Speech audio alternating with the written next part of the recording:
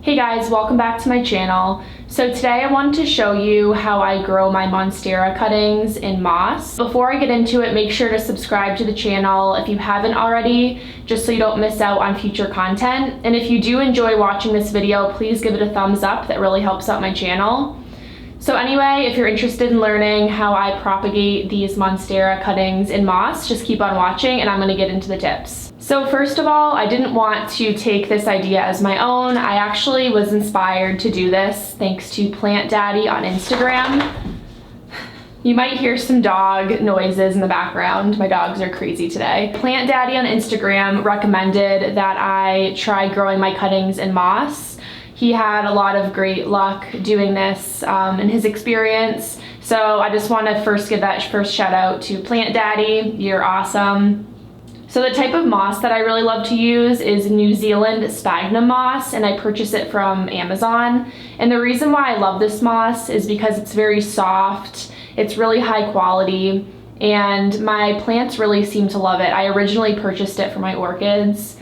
And if you're interested in seeing me pot up these cuttings in moss, I did film that in one of my previous videos, so I'll link that video down below. And also, if you are not familiar with propagating Monstera, I also have a Monstera propagation video, and that will also be linked below, and I'll link it in the top right corner as well. So the main reason why I switched my Monstera cuttings to moss is because I noticed that the roots were growing a lot faster in the moss medium. So they just seemed a lot happier in this type of medium, and I'm really happy that I switched them over. And I also wanted to go over upkeep and like what I do to keep the soil moist. So the first thing that I do is I observe the color of the moss. So the type of moss that I have looks very dark when it's moist, and when it dries out it becomes like a lighter tan color. So just from observing it, I can tell that the moss probably has dried out. But not only will I observe it, I also will feel with my finger. So I'll stick my finger into the moss about 2 to 3 inches and just try to see if it feels moist at all. And if it has completely dried out, then I will add water to the cup and I'll completely fill up the cup. I do like to use a vessel that doesn't have any holes, just personally. And so I'll completely fill up the cup with water, and then I'll just let it completely drain out by tipping the cup.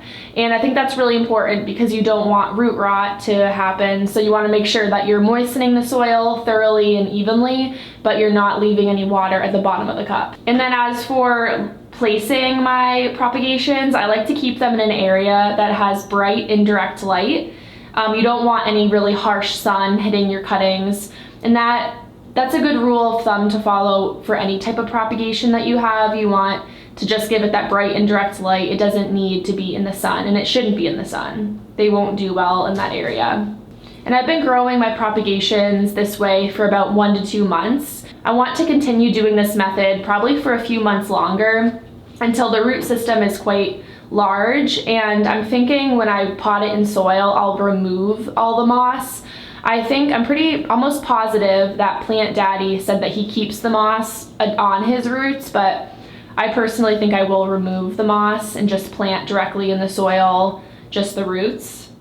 So I also thought it might be interesting to show you the original plant where I took my propagations. The reason why I originally wanted to propagate this plant is because, as you can see on the white parts where it's variegated, it is starting to brown. So I didn't know if this plant was gonna die or just if the health might really decline. That is originally why I decided to propagate it. But I'm very excited to share with you that this plant is actually growing new stems from the point that I made my cuts. So let me just show you that. I was so surprised to see this, considering it's the fall right now. So I just can't believe it's still growing even when the days are so short. It gets dark at like 5 p.m. here. So let me just show you those new growth points. So right there is where I made my cut, and that is a new growth point. So a new stem is going to be growing from that point, and I'm really excited to take you guys along with me as that starts to grow. I honestly was tempted to throw out this plant because it just looks so sad, but I couldn't bring myself to do it. It just felt very wasteful. So I was hoping that new growth would start in this area, but I'm really surprised to see it happening right now. Like I mentioned before, I just can't believe it. So guys, that's pretty much all there is to it. It's a very simple process, but I thought it would be helpful to share with you the method that I personally use. But I hope you found it helpful. If you have any additional questions, please leave them down in the comments below. I would love to answer anything that I didn't make clear in this video. And you should definitely check out Plant Daddy on Instagram. He's awesome and such a sweet person. So anyway, I hope you have an amazing day, and I really hope to see you in my next video. Bye.